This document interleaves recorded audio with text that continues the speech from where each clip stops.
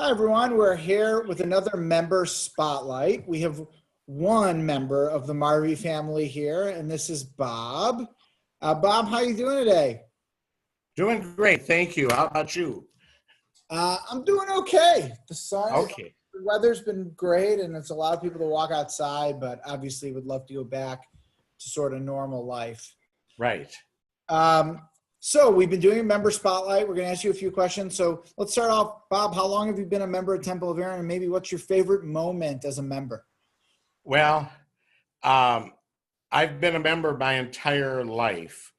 Our family, my parents joined in 1940. So we're longtime members. Yes. And so I was bar mitzvahed there, confirmed, married. My kids' bar mitzvahs were at the temple. So everything has, religiously in our life is surrounded by the Temple of Aaron. I, So Bob, I don't know, a favorite event would be kind of hard to pick up on. I was quite involved on the Jubilee dinner celebration. That was before you came. Mhm. That was celebrating the 50th year of the building in Highland Park. And we hosted a large dinner. Flory and I and Barb and Steve Rutzik and Sue and Dave Rosner, that the six of us were in charge of this dinner. And it was probably one of the largest dinners that was ever held at the temple. It was over 400 people for a sit-down dinner. Wow. We actually had they have tables set in the back of the sanctuary. That's how many people were there. So that was kind of a highlight. I guess my wedding was a highlight. My bar mitzvah was a highlight, and my kids' bar mitzvahs. So there have been many. There's certainly been many highlights.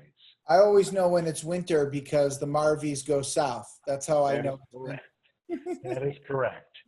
And we made an abrupt return a little early this year. Yes, and we've had lunch down in Florida. Yes, So we have. This year we were unable to make it, but right. Normally we do.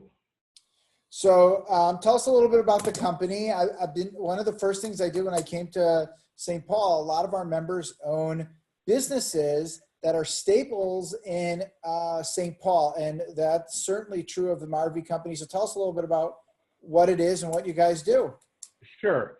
So our family business, it's William Marvy Company, was founded by my father in 1936. And it was founded as a barber supply company. And in 1950, we became manufacturers also. We still have a supply company going on, a barber supply. But in 1950, our company began manufacturing barber poles that are used on barbershops.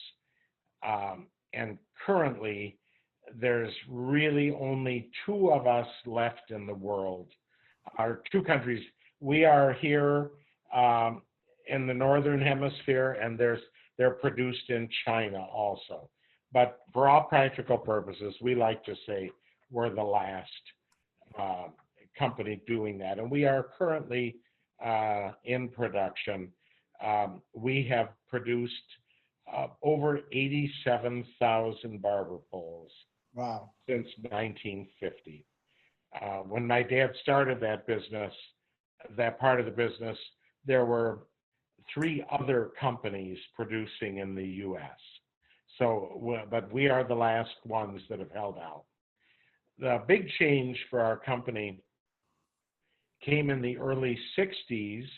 We began manufacturing products for salon disinfection, both liquid disinfectant, like you would commonly see in a jar with combs in the jar, and electric ultraviolet sanitizers. And we have done that for all of the years.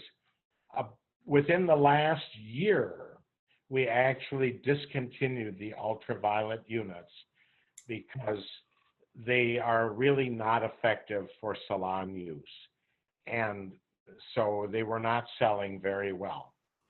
But we have been actively producing liquid and aerosol sprays and disinfectant jars. We've had a very stable business over the years until a short time ago when everything went wild. We have enough orders in-house now that with the amount of raw material that we can buy, we have orders that we will be filling almost until the end of the year. So we're completely oversold, as our competitors are. We were considered an essential business, and we were open for 7 work days during the shutdown in order to produce product and ship. So it's been either crazy here while we're producing, and then it's quiet once we've shipped everything out. Right. So it's been very different for us. Yeah, you know, with the salons not being open or having not been open, that certainly sometimes we don't think about the back end, like before they get to what the salons need and where that stuff's coming from. That's right. Yeah, That's right. as you can tell, I haven't gotten a haircut in quite a Well, while. I haven't either, as you can see. I'm in bad need of a haircut myself, and that won't happen until the legal date of reopening. Absolutely. I know a lot of barbers and beauticians are working out of their homes, but mine is not. My barber is not, and I wouldn't do anything that breaks an industry ruling. Yeah, You're not going to, fill the place up until they tell you you can. Yeah.